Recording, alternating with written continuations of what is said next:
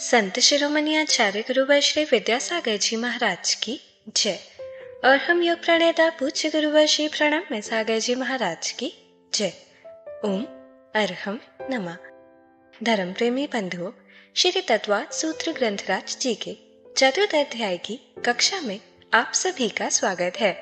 अपने में अनूठी प्रथम बार आयोजित श्री तत्वात् सूत्र ग्रंथराज जी के अध्याय 1 की मौखिक सूत्र पाठन परीक्षा सफलतापूर्वक संपन्न हुई। द्वितीय अध्याय की मौखिक सूत्र पाठन परीक्षा दिनांक 14 से 28 फरवरी 2023 तक होना निश्चित हुई है। जो किसी भी कारणवश अध्याय 1 की परीक्षा नहीं दे पाए थे, इस बार द्वितीय अध्याय के साथ दे सकते हैं। तो चलिए, हर घर के गुरुकुल में मुनिश्री के सपने को साकार करने के लिए अध्याय 4 में सर्वज्ञ देव द्वारा बताए गए जैन भूगोल में देवों की व्यवस्था का अध्ययन करेंगे, जो हमारे मोक्ष मार्ग को और भी सुदृढ़ बनाएगा।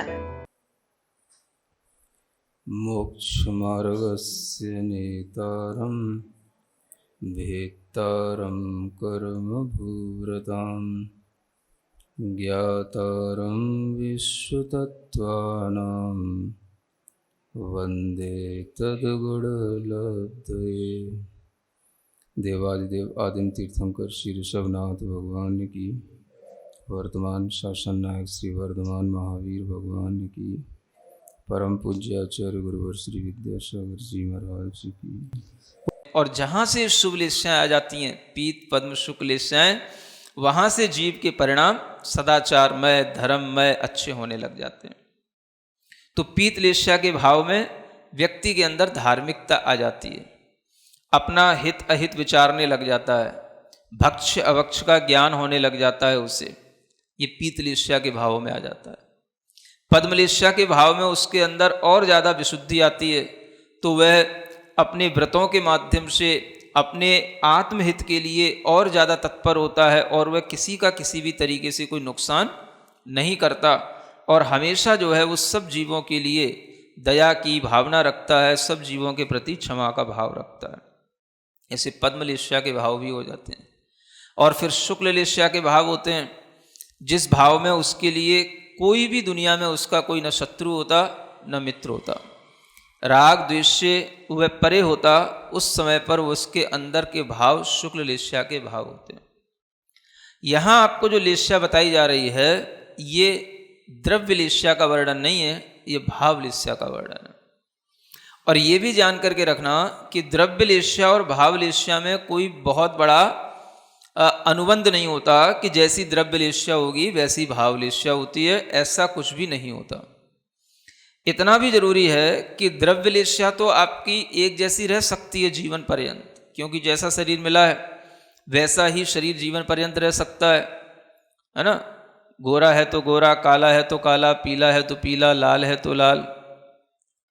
लेकिन भाव परिणति ये चेंज हो सकती है। तो भाव लेशा अंतर मुहूर्त में भी परिवर्तित हो सकती है। एक एक अंतर मुहूर्त में भाव लेशा में परिवर्तन आ जाता है। तो यहाँ पर जो लेशा में परिवर्तन आ रहा है, वह परिवर्तन अगर हम देखें तो मनुष्यों में तिर्यंचों में 6 लेशाएं हो सकती हैं। क्या समझ आया? मनुष्यों में तिर्यंचों में 6 लेशाएं होंगी। भाव लेशा की बात कर रहे हैं। भाव से कोई भी मनुष्य के पास में कोई लेशा हो सकती है, और कोई भी मनुष्य अपनी लेशा का परिवर्तन भी कर सकता है। हम द्रव्य लेशा का परिवर्तन नहीं कर सकते, लेकिन भाव लेशा का परिवर्तन अच्छे ढंग से कर सकते हैं। अगर कोई जबरदस्ती कर भी ले तो बहुत उसका जीवन अच्छा नहीं चलता, है ना।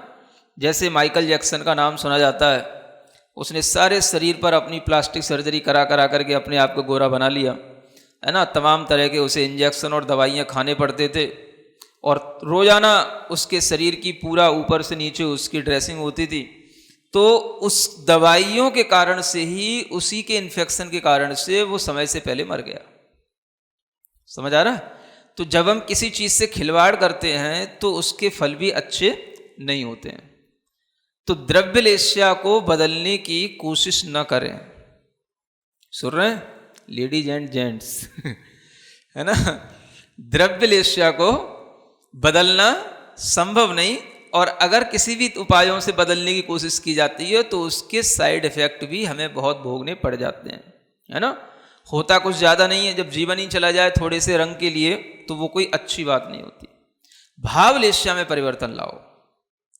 भावलेस्या जिसकी अच्छी होती है उसको ही सब कुछ मिलता है, उसी की उन्नति उन्नति कहलाती है। द्रव्य लेस्या अगर थोड़ी बहुत 19-20 होती भी है तो उसका महत्व नहीं है। अगर कोई व्यक्ति अच्छे भाव रखता है, अच्छे उसके अंदर स्किल्स होते हैं, अच्छा टैलेंट होता है और वो अच्छे काम करता है तो उसका नाम उसके भावों से होता है, हमेशा शकल नहीं देखी जाती है। समझ आ रहा है। तो अच्छे परिणाम हमेशा आदमी के जीवन में काम आते हैं। अब देखो यहाँ मनुष्य जीवन में कितनी सहूलियत है कि इस मनुष्य जीवन में मनुष्य अपनी लेस्याएं बदल सकता है। तिर्यंचों की लेस्याएं भी बदली जा सकती हैं, अशुभ से शुभ हो सकता है, लेकिन नरक और देव इन दोनों गतियों में लेस्याएं बदलती नहीं। सुन रहे हो, मैं ये भूमिका इसलिए बता रहा था। नरकों में अशुभ लेस्या मिली है कृष्ण नील कापोत। जिन नरकों में जैसी लेस्या मिली भावात्मक वैसी लेस्या ही उनको जीवन पर्यंत रहेगी। और यही बात देवों में है। देवों में भी पीत लेस्या, पद्म लेस्या, शुक्ल लेस्या, शुभ लेस्या ही होती है। नरकों में अशुभ लेस्या ही होती है, देवों में शुभ लेस्या ही होती है। अब जब देवों को शुभ लेस्या मिली, किसी के पीत है, किसी की पद्म है, किसी की शुक्ल है, तो वह जिसकी जैसी है उसकी वैसी ही रहेगी। ये कितनी बड़ी बात है, समझ आ रहा है। मतलब कि क्या अच्छा है। अब आप विचार करो, मनुष्य में परिवर्तन हो जाता है तो ये अच्छा है कि या जहां पर परिवर्तन नहीं होता है वो अच्छा है। क्या सुन रहे हो। अपनी अपनी दृष्टि से दोनों चीजें अच्छी हो सकती हैं। कथनचित मनुष्य पर्याय में परिवर्तन हो जाता है तो अच्छा इसलिए है कि कम से कम हम अपने भावों को कभी चेंज तो कर सकते हैं, अपनी लेस्या को हम कभी भी चेंज कर सकते हैं। लेस्या चेंज करने का नाम ही पुरुषार्थ है। और जो व्यक्ति इस तरह से लेस्याओं को परिवर्तन करके अपनी लेस्याएं शुभ रखता है, शुभ लेस्याओं के साथ ही जिसका जीवन मनुष्य दशा में अच्छा गुजरता है, उसी को इस तरीके की वैमानिक देवों की आयु का बंध होता है। शुभ लेस्या में बांधी गई देवों की आयु के माध्यम से उसको शुभ लेस्या में ही उत्पत्ति होगी। सुन रहे हैं। तो ये यहां पर अच्छी बात है कि चलो परिवर्तन तो होता है। हमारे अंदर कभी अशुभ लेस्या आई, हम उसको परिवर्तित कर सकते हैं। लेकिन देवों में भी कथनचित अच्छा इसलिए है कि अगर वहां पर लेस्या होती है तो शुभ ही होती है, उस अपेक्षा से तो देवों में अच्छा है। लेकिन नारकियों में वह अशुभ नहीं, अशुभ ही अशुभ होगी, तो उनके लिए वो परिवर्तन नहीं होना क्या कहा जाएगा, एक तरीके से उनके लिए भी अच्छा है।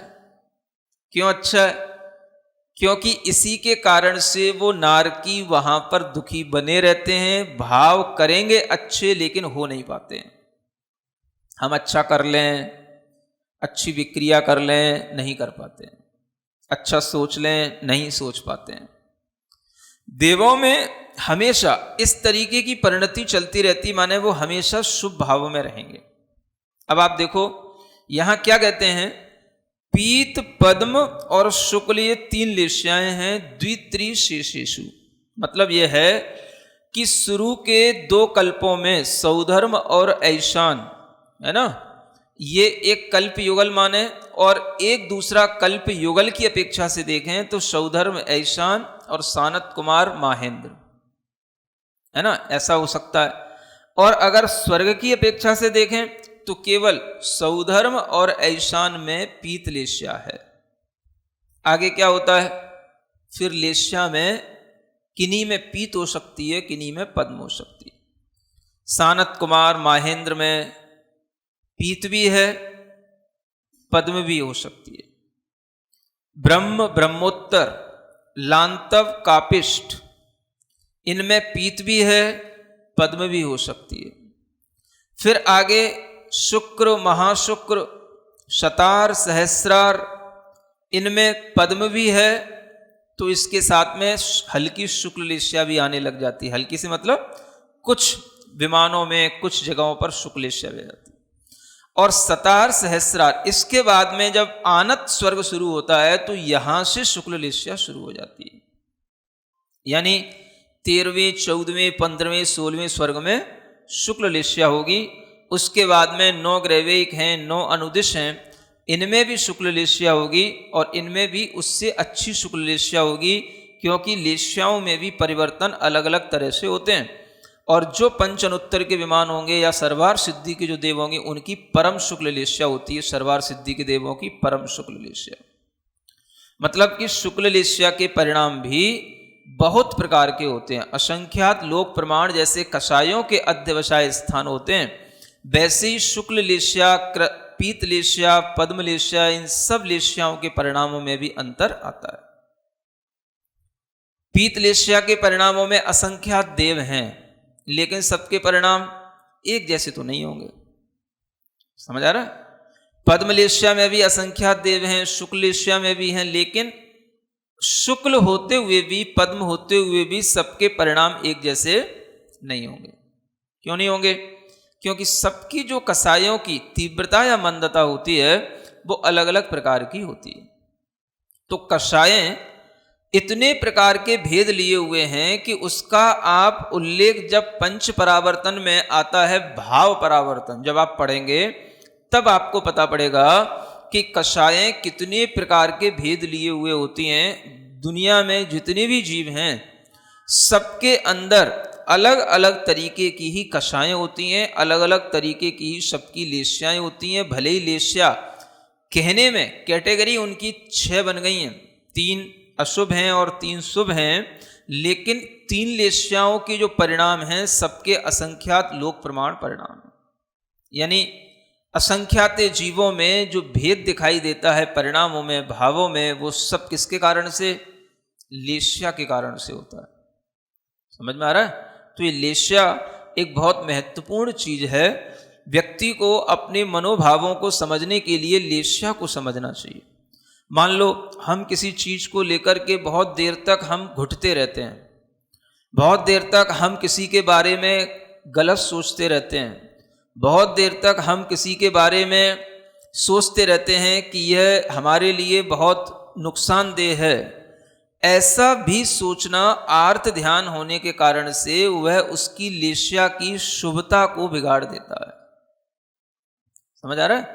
बहुत देर तक जो व्यक्ति किसी एक ही चिंता में पड़ कर के अपने परिणाम, भाव खराब करते हैं, उनकी अशुभ लेस्या हो जाती है। और अशुभ लेस्या में ही आपको ये मानसिक बीमारियां मिलेंगी। डिप्रेशन है ना, चिंता के कारण से शरीर का घुरना है, अनेक तरह की जो है विक्षिप्तताएं मानसिक रूप से आना, ये सब अशुभ लेस्या में आती हैं। जिसके परिणाम शुभ होंगे, शुभ लेस्या के परिणाम होंगे, वो व्यक्ति अपने हित अहित का विचार करने के कारण से हित के काम में लग जाएगा, अहित के काम को छोड़ देगा। तो शुभ लेस्याएं एक बहुत बड़ा हमारे लिए भीतर से एक ट्रीटमेंट है अपने परिणामों को अच्छा बनाए रखने का। चिंताएं, अनेक तरीके की पीड़ाएं, अनेक तरीके की मानसिक व्याधियां जो ये होती हैं, इन सब के पीछे अशुभ लेस्या का ही भाव छिपा होता है। तो हर व्यक्ति को ये समझना है कि वैमानिक देवों में आज भी पंचम काल से वैमानिक देवों में उत्पत्ति हो सकती है। समझ आ रहा है? मना नहीं है, लेकिन कब होगी? अपनी लेस्याएं अच्छी रखो। समझ में आ रहा है? चतुर्थ अध्याय चल रहा है, चलता रहेगा। आप सोचोगे यहां हमें प्रैक्टिकल क्या सीखने को मिल रहा है, तो प्रैक्टिकल ये चीज सीखने को मिल रही, ये हम आपको बता रहे हैं, नहीं तो अभी हम कब के आगे बढ़ चुके होते आगे का सूत्र पढ़ के। समझ आ रहा है? कहीं तो हमें कोई चीज मिले जिसके माध्यम से इतने बड़े अध्याय में हम ये सीख सकें कि हमारे काम की क्या चीज है। ज्ञान तो है, ठीक है, लेकिन इस ज्ञान के साथ में जो कल के जो सूत्र थे वो दोनों भी ध्यान में रखने योग्य हैं। क्या क्या चीजें वैमानिक जीवों में अधिक होने से सुख होता है और क्या क्या चीजें वैमानिक जीवों में कम कम होती चली जाती हैं तो सुख होता है। ये कल का जो विवरण था वो सबको सुनने लायक है, सबको बाद में ध्यान रखने लायक है कि इसी परिणति से हम अपना भविष्य परलोक आगे का सुधार सकते हैं, है ना। तो जो चीजें देवों में सुख देने वाली हैं उन चीजों को भी ध्यान में रखें कि सुख वास्तव में मिलता किससे है, सुख मिलता किससे है। ज्यादा घूमने फिरने से मिलता है कि शरीर ज्यादा मोटा ताजा या बहुत लंबा होने से मिल जाता है कि बहुत सारा परिग्रह रखने से हो जाता है कि बहुत सारा अभिमान बढ़ा लेने से हो जाता है। सुख किससे मिलता है? ये जितनी भी बातें बोली हैं इन सब को कम करने से सुख मिलेगा, बढ़ाने से सुख नहीं मिलेगा। तो इसी सुख को हम जो लंबे समय तक भोग पाएंगे। अब देखो यहां पर एक बार अगर आपके लिए इस तरह से आयु का बंध हुआ, एक बार अगर आपने मरण के समय पर अपनी लेस्याओं को शुभ बना करके रखा, तो आगामी सागरों पर्यंत काल तक आपकी लेस्याएं वैसी की वैसी शुभ बनी रहेंगी। ये कितना बड़ी चीज है। हम बहुत जल्दी सूत्र को पढ़ करके आगे निकल सकते हैं, पढ़ सकते हैं, बहुत से लोग पढ़ भी लेते हैं, लेकिन सीखना क्या है ये भी तो देखो। इसलिए ये अंतर बता रहा हूं कि मनुष्य में लेस्याएं परिवर्तित होती हैं और देवों में लेस्याएं परिवर्तित नहीं होती हैं। अगर हमने यहां पर मृत्यु के समय पर या आयु बंध के समय पर अपनी लेस्याएं शुभ रखी तो नियम से आगामी जो सागरों पर्यंत सागरोपम तक का काल होगा उसमें हमारी लेस्या शुभ बनी रहेगी। समझ में आ रहा है? ये इस बात से सीखना है।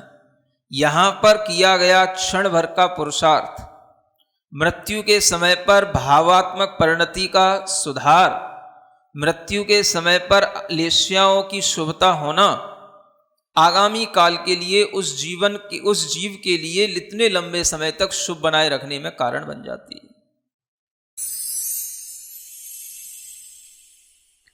सिरिजिणवाणी जग कल्याणी जग जन मदतम मोहरी जणमण हारी गढ़हर हारी जम जरा भव रोग हरि तिथ्य राणम दिव्य झुणिम जो पड़ई सुणई मय्ये धारई राणम सौख मणंतम धर्य सासद मोक्ष पदम पावई सासद मोक्ष पदम पावई।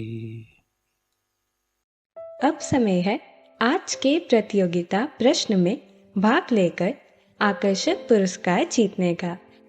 आप अपने फोन को QR कोड स्कैन करने के लिए तैयार रखें या लिंक पर जाएं। आप अपना उत्तर चुनकर हमें कल दोपहर 2 बजे तक भेज सकते हैं। 3 भाग्यशाली विजेताओं को मिलेंगे आकर्षक पुरस्कार। विजेताओं के नाम इसी कार्यक्रम श्रृंखला में हर रविवार को घोषित किए जाएंगे। साथ ही सभी प्रश्नों के सही उत्तर भी बताए जाएंगे।